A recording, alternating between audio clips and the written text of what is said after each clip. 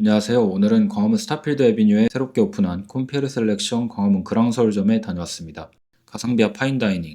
사실상 서로 대척점에 있는 이 두 단어가 공존하는 식당이 있습니다. 바로 가성비 파인다이닝으로 많이 알려진 서울역의 콤피에르입니다. 콤피에르 셀렉션은 이 콤피에르에서 인기 있었던 음식들을 좀 더 캐주얼한 분위기로 풀어낸 콤피에르의 세컨 브랜드입니다. 콤피에르 셀렉션은 공격적으로 지점을 확장하고 있는데요. 첫 지점은 올해 6월에 잠실 롯데월드몰에 오픈했고, 그에 이어 5개월 만인 올해 11월 오늘 다녀온 광화문 그랑서울점이 오픈했습니다. 사실 파인다이닝이란 게 음식의 맛도 중요하지만 손님에게 제공되는 서비스나 경험, 이런 것들이 차지하는 비중이 더 크다고 생각하는데, 나중에 가격이 나오겠지만 그런 것들을 과연 이 가격에 제공할 수 있을까라는 의문이 있었습니다. 또 F&B 브랜드의 공격적인 확장이 브랜드에게 독이 될 때가 있는데, 파인다이닝이라는 장르가 과연 균일한 품질로 빠른 브랜드 확장이 가능할까라는 우려스러운 마음도 있었는데요. 그런 걱정과 우려, 또 새 업장에 방문한다는 설렘을 안고 종강역으로 향했습니다. 콤피에르 셀렉션 그랑서울점은 광화문 스타필드 에비뉴 그랑서울 4층에 위치해 있는데요. 원래 여기가 오피스 건물이었는데 신세계가 최근에 푸드 중심 복합몰로 리뉴얼을 했습니다. 종강역 1번 출구에서 나오면 바로 건물로 들어가실 수 있고요. 들어가서 우측으로 도시면 엘리베이터를 타실 수 있습니다. 4층에 내리시면 현이치아 지도가 보이고요. 콤피에르 셀렉션을 포함해서 스테이크하우스와 일식집도 들어와 있습니다. 이제 입구와 전반적인 인테리어입니다. 룸도 있고 바 테이블도 있고 사각 테이블도 있어서 굉장히 다양한 형태의 고객들을 수용할 수 있어 보였습니다. 주방 형태는 오픈 키친이었고요. 자리에 앉으시면 서버분이 테이블에 놓여져 있는 태블릿 PC를 활용해서 코스와 메뉴 설명을 도와주십니다. 이 점이 다른 파인다이닝 대비 차별점이었는데요. 각 테이블마다 태블릿 PC가 놓여져 있고 태블릿 PC에는 모든 메뉴의 설명이 자세하게 적혀져 있었습니다. 보통 파인다이닝에 가면 서버분이 음식을 가져다 주시면서 설명을 해주시고 그 다음에 음식을 먹다 보니까 중간에 어떤 재료와 의도가 담겼는지 기억이 안 나기도 하는데요. 그러다 보면 서버분을 다시 부르기도 민망하고 하니까 그냥 먹게 됩니다. 제가 파인다이닝을 많이 다녀본 건 아니지만 개인적인 생각으로는 파인다이닝의 본질은 음식을 그냥 먹는 거에 그치지 않고 다양한 식문화를 경험하고 감상하는 것에 있다고 생각하는데, 이렇게 되면 파인다이닝에서 느낄 수 있는 경험이 좀 아쉬워질 수밖에 없죠. 그런데 콤피에르 셀렉션에서는 서버분을 다시 부르지 않아도 메뉴 설명을 스스로 볼 수 있으니까 좀 더 음식에 대한 감상이 쉬워집니다. 저는 이날 동행인과 함께 디너 코스 A와 디너 코스 B를 먹었습니다. A와 B 코스 차이는 메인 메뉴에서만 차이가 있어서 이따 음식 설명드릴 때 같이 보여드리도록 하겠습니다. 그리고 C 코스도 존재하는데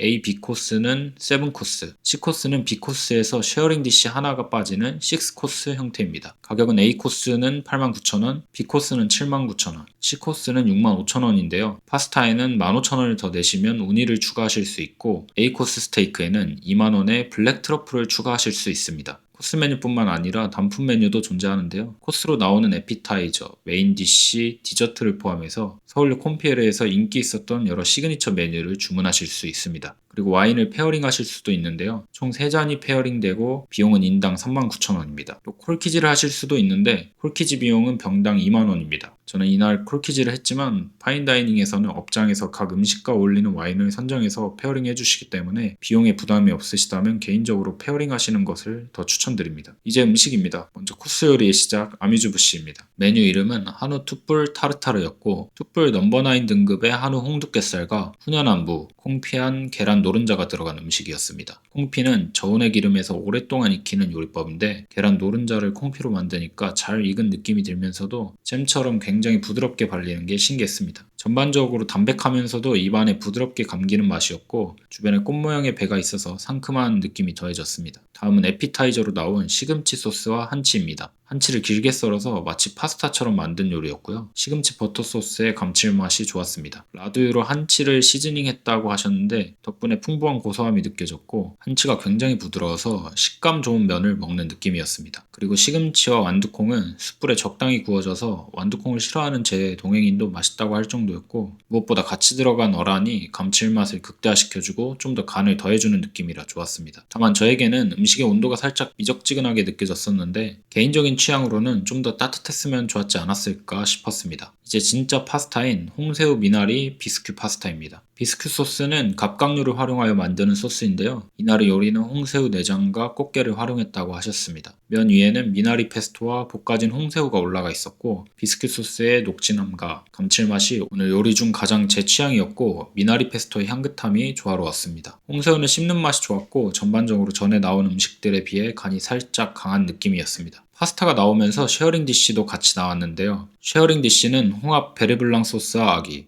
대방어 들기름 카르파치오 중에 선택할 수 있었는데 저는 동행인이 있어서 하나씩 선택해 보았습니다. 먼저 홍합 베르블랑 소스와 아기입니다. 아기는 타임과 마늘 그리고 버터를 계속 반복적으로 끼얹으면서 팬에 구웠다고 하셨습니다. 그래서 그런지 굉장히 촉촉하면서도 탱글했고 비린맛이 전혀 느껴지지 않았습니다. 소스는 홍합 베르블랑 소스와 비네거 소스를 사용했는데 산미가 약간 느껴지면서도 담백하고 묽어서 아기와 함께 국물처럼 떠먹을 수 있었습니다. 위에 올라가 있는 알맹이들은 요리의 가격을 생각하면 당연하게도 캐비어는 아니었고 인조 캐비어라고 알려진 아부르가였습니다. 여담으로 많은 분들이 아부르가를 청어알로 만든다고 알고 계시는데 사실 아부르가는 청어알이 아닌 훈제 청어살에 오징어 먹물을 묻혀서 만드는 식재료입니다. 그래서 따지고 보면 알로 만드는 게 아니기 때문에 인조 캐비어라고 부르는 게 좀 곤란한 표현일 수 있습니다. 캐비어랑은 아예 별개의 식재료로 봐야 맞지 않을까 싶습니다. 이제 또 다른 쉐어링 디시 대방어 들기름 카르파치오입니다. 코리안 프렌치 다이닝을 표방하는 콤피에르 셀렉션에서 어떻게 보면 가장 코리안에 가까웠던 요리라고 생각이 들었고요. 그 이유는 라즈베리와 홍고추로 만든 비네그레 소스가 초장의 맛과 비슷하게 느껴졌습니다. 하지만 한라봉 그라니타와 허브 샐러드의 상큼함이 더해져 마냥 물회처럼 느껴지지는 않았고요. 들기름과의 조화도 좋았습니다. 그런데 방어가 좀 비렸습니다. 이날 먹은 개체만의 문제였길 바라면서 그래도 맛있게 먹었습니다. 드디어 메인입니다. 먼저 B, C코스의 메인인 제주 흑돼지 안심 스테이크와 블랙 트러플입니다. 굽기 정도는 미디움과 웰던 중에 선택할 수 있었고 저는 미디움으로 선택했습니다. 흑돼지 안심은 굉장히 부드러우면서도 쫀쫀한 식감이 느껴졌고요. 겉면에 미소 소스를 글레이즈한 뒤 숯불에 구워서 스테이크 자체의 불향이 강하게 느껴졌고 감칠맛도 좋았습니다. 그런데 제가 분명 단면 영상을 찍었다고 생각했는데 아무리 찾아봐도 없더라고요. 대신 업장에서 올려놓은 사진으로 대체해 보겠습니다. 소스는 살짝 달큰했고 메시드 포테이토는 버터를 넣어서 극강의 부드러움이 느껴졌는데요. 스테이크와 블랙 트러플, 소스와 메시 포테이토의 밸런스가 너무 좋아서 개인적으로는 다음으로 보여드릴 한우 보섭살 스테이크보다도 낫다고 느껴졌습니다. 다음으로는 A코스의 메인인 한우 툭불 넘버 9 등급 보섭살 스테이크입니다. 보섭살 스테이크의 굽기 정도도 미디움과 웰던 중에 선택할 수 있었고 이번에도 미디움을 선택했습니다. 보섭살이 지방이 적고 근막이 많은 부위이긴 하지만 근막 손질도 잘 되었고 마블링 함량이 19% 이상인 툭불 라인 등급의 한우를 사용했다 보니까 질긴 느낌은 전혀 없었습니다. 익힘 정도도 좋았고 안쪽까지 균일하게 잘 익었습니다. 다만 육향이 좀 강한 편이었어서 이 점은 호불호가 갈릴 수 있을 것 같습니다. 미소로 시즈닝해서 구운 더덕과 표고가 같이 나왔는데 맛은 있었지만 꼭 이게 지금 이 요리에 같이 있어야 할까라는 의문점이 살짝 들긴 했습니다. 파스닙 그리고 익힌 당근과 토마토는 입안을 정리하기에 좋았고 우엉 소스는 임팩트가 있지는 않았지만 깔끔한 맛이었습니다. 그리고 이제 마지막 디쉬인 닭곰탕입니다. 이건 단품 메뉴가 없는 게 아쉬울 정도로 신선한 메뉴였는데요. 닭곰탕의 특징을 잘 살리면서도 과하지 않게 재해석한 음식이었습니다.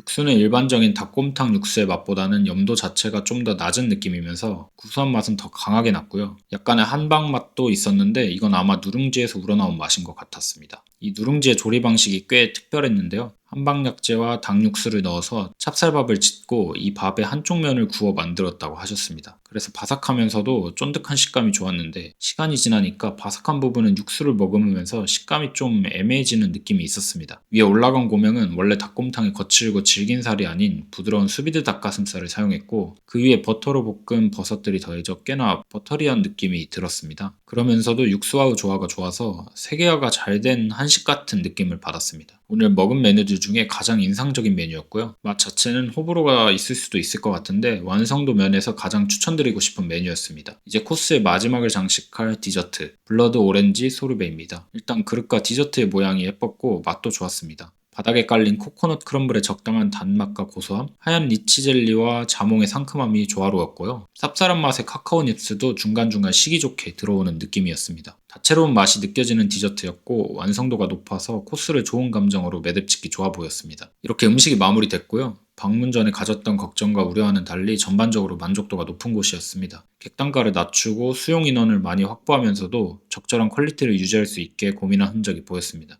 메뉴 설명이 자세하게 적힌 태블릿 PC, 콤피에르에서 이미 검증된 메뉴들로 구성된 메뉴, 다양한 단품 메뉴 구성으로 일반적인 파인다이닝 대비 좀 더 다양하고 많은 손님을 확보하면서 업장 운영 인력의 효율화를 이뤄낸 모습이었습니다. 물론 이런 특징들과 오픈 초기라는 점 때문에 아쉬운 부분이 아예 없는 건 아니었고요. 일단 일단 파티션처럼 테이블 중간중간 놓여져 있는 이 옷걸이에 옷을 걸게 되면 다른 계절은 몰라도 겨울철에는 손님들이 털이나 먼지가 날리는 외투를 많이 입으시다 보니까 서빙하는 음식 위에 털이나 먼지가 앉을 수도 있겠다 싶었습니다. 오픈 키친이라는 특성과 전반적으로 개방된 형태의 룸들, 넓지 않은 테이블 간격 때문에 소음도 좀 있는 편이었고요. 그리고 중간중간 식기류 교체가 없었고 의자를 빼주시거나 물을 따라주시는 접객이 없었다는 점도 일반적으로 파인다이닝에서 기대하는 접객의 정도와는 좀 거리가 있었습니다. 그런데 이 접객의 정도는 파인다이닝을 입문하시는 분들의 입장에서 보면 오히려 덜 부담스러워서 좋다고 느끼시는 분들도 있을 것 같습니다. 이렇듯 아쉬운 점이 있었음에도 불구하고 디너 코스 기준 65,000원부터 시작하는 가격대에 적당히 직관적이면서도 재료의 밸런스를 잘 맞춘 음식들, 완성도 있는 코스 구성, 종각역 바로 앞에 위치한 좋은 접근성, 데이트나 모임을 즐기기에 적합한 분위기를 제공해준다는 점에서 꽤나 추천할 만한 다이닝이었습니다. 오늘은 이렇게 가격 대비 구성이 만족스러웠던 콤피에르 셀렉션 광화문 그랑서울점에 다녀왔고요. 긴 영상인데도 지금까지 시청해주셔서 감사합니다. 여러분들의 좋아요와 댓글은 제 행복입니다. 감사합니다.